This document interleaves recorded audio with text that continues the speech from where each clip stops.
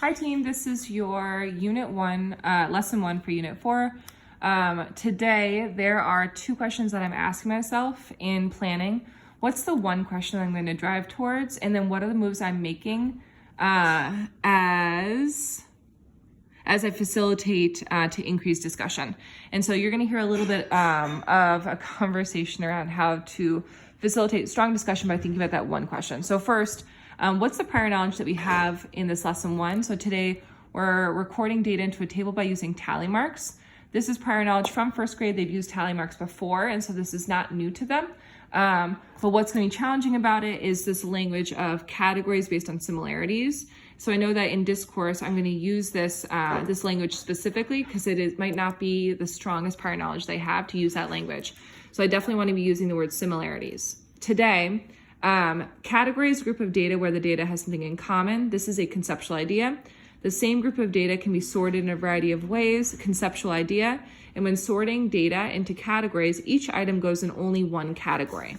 So this guides me to my TTED today, or my new skill, based on a set of data. I can group, and I'm going to use the word categorize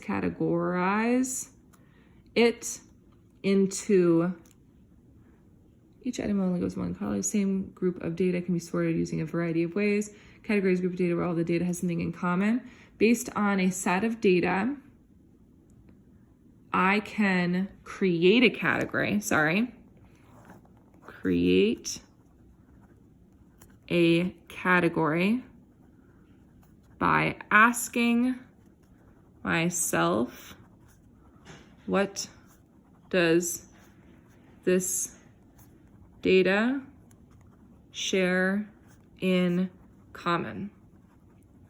So what's the same about my data? What's different about my data? What categories make sense with my data? That builds directly from that. So today, as I went through my lesson plan, I was asking myself, what key question will drive discussion? And how can I shift? And what moves am I making to facilitate? What moves am I making to facilitate an increased discussion?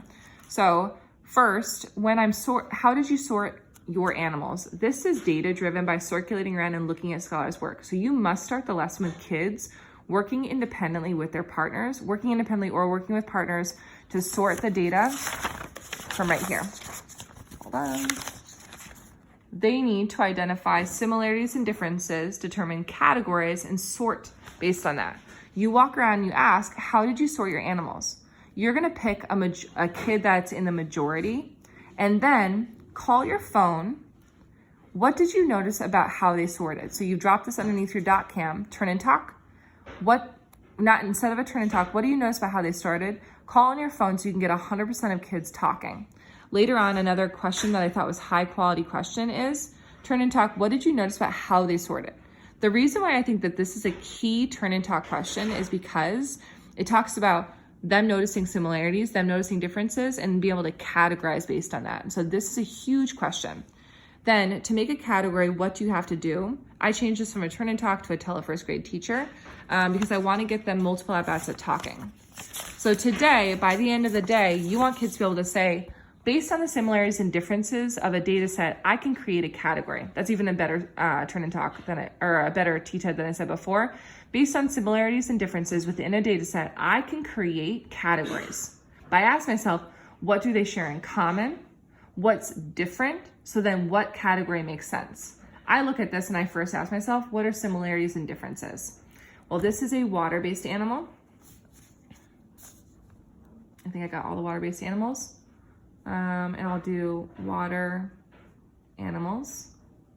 And I have 3. 1, 2, 3. And I'm going to cross them off as I go so I don't duplicate that data set. I'm looking again for similar categories.